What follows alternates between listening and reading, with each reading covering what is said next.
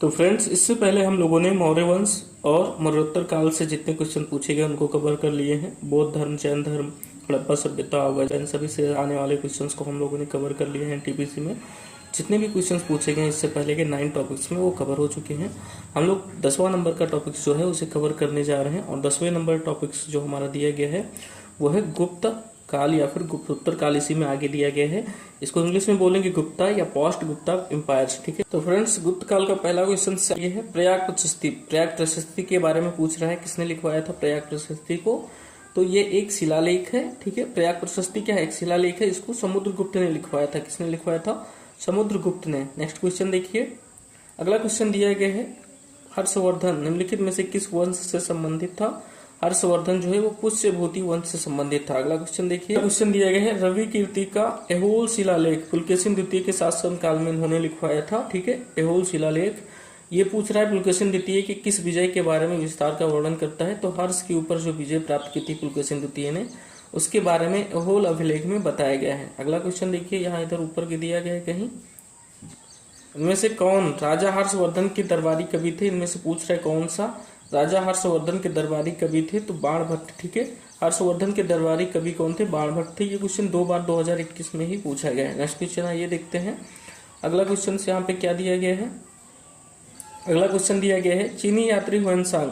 Hiuen Tsang किसके शासनकाल में आया था? हुएनसांग जो है वो किसके शासनकाल में भारत में आया था? तो हर्षवर्धन के शासनकाल में आया था। किसके शासनकाल में आया था? हर्षवर्धन के शासनकाल में आया था। ठीक है, नेक्स्ट क्वेश्चन देखते हैं फ्रेंड्स। इसके अलावा अभी हाल ही में पेपर हुआ था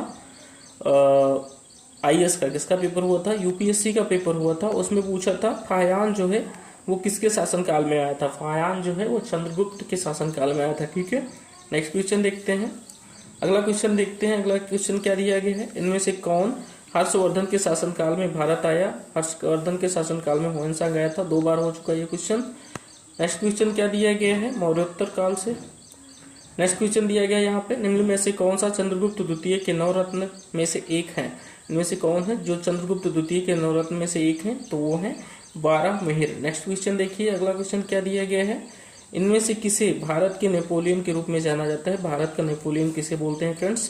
तो समुद्रगुप्त को बोलते हैं। किसे बोलते हैं? समुद्रगुप्त को बोलते हैं। अगला क्वेश्चन दिया गया है यहाँ पे प्राचीन भारतीय इतिहास के बारे में सबसे महत्वपूर्ण शासकों में एक चंद्रगुप्त द्वितीय की पुत्री का नाम क्या था? देखिए कितना मतलब थोड़ा सा डीप लेवल का पूछ लिया है। चंद्रगुप्त द्वितीय की पुत्री का क्या नाम था? तो प्रभावती गुप्त था। क्या नाम था? प्रभावती गुप्त। ठीक है, नेक्स्ट क्वेश्चन आइए देखते हैं। अगला क्वेश्चन यहाँ पे दिया गया है विक्रमादित्य किस प्रसिद्ध गुप्त शासक का एक अन्य नाम था? विक्रमादित्य किसे बोलते थे? तो चंद्रगुप्त द्वितीय को बोलते थे। किसे बोलते थे फ्रेंड्स? चंद्रगुप्त द्वितीय को बोलते थे। क्या बोलते थे? विक्रमादित्य। नेक्स्ट क्वेश्चन देखिए, गुप्त साम्राज्य के निम्नलिखित राजाओं में से कौन एक अच्छा वीणा वादक था फ्रेंड्स? तो जो अच्छा वीणा वादक था गुप्त साम्राज्य में उसका नाम था समुद्रगुप्त। ठीक है, क्या नाम था? समुद्रगुप्त। इसे भारत का नेपोलियन भी कहा जाता है। नेक्स्ट क्वेश्चन देखते हैं, किस युग को प्राचीन भारत का स्वर्ण युग कहा जाता है? तो किस युग को? इसमें 3 युग दिए गए हैं और शताब्दी भी दी गई है। तो भारत का स्वर्ण युग जो बोलते हैं वो बोलते हैं गुप्त वंश को। किसको बोलते हैं? गुप्त साम्राज्य को बोलते हैं, जो कि 4वीं शताब्दी में विकसित हुआ था। नेक्स्ट क्वेश्चन देखते हैं। अगला क्वेश्चन क्या दिया गया है इसमें? अगला क्वेश्चन दिया गया है किस काल को भारतीय इतिहास का स्वर्ण युग? फिर से पूछा गया वही क्वेश्चन। तो किस काल को हो जाएगा? गुप्त काल को। किस काल को बोलते हैं? गुप्त काल को। नेक्स्ट क्वेश्चन देखिए आइए, नालंदा विश्वविद्यालय की स्थापना पूछ रहा है, किसने की थी? तो नालंदा विश्वविद्यालय की स्थापना कुमारगुप्त ने की थी। किसने की थी? कुमारगुप्त प्रथम ने। नेक्स्ट क्वेश्चन देखिए। अगला क्वेश्चन दिया गया यहाँ पे चंद्रगुप्त प्रथम के बाद गुप्त साम्राज्य की बागडोर किसने संभाली? चंद्रगुप्त प्रथम के बाद समुद्रगुप्त ने गुप्त साम्राज्य की बागडोर संभाली थी। नेक्स्ट क्वेश्चन, गुप्त साम्राज्य के वास्तविक संस्थापक कौन थे? तो गुप्त साम्राज्य का संस्थापक जो था वो था श्रीगुप्त। कौन था? श्रीगुप्त।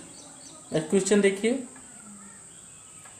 अगला क्वेश्चन दिया गया है गुप्त काल के दौरान चीन के किस यात्री ने भारत की भ्रमण किया था? तो चीन का यात्री था फहियान। ठीक है, इसने गुप्त शासन के दौरान भारत की यात्रा की थी। नेक्स्ट क्वेश्चन देखते हैं। अगला क्वेश्चन क्या दिया गया है? खत्म हो गए मेरे ख्याल से इसमें सारे क्वेश्चंस। देखिए गुप्त काल से जितने क्वेश्चन थे वो भी खत्म हो चुके हैं।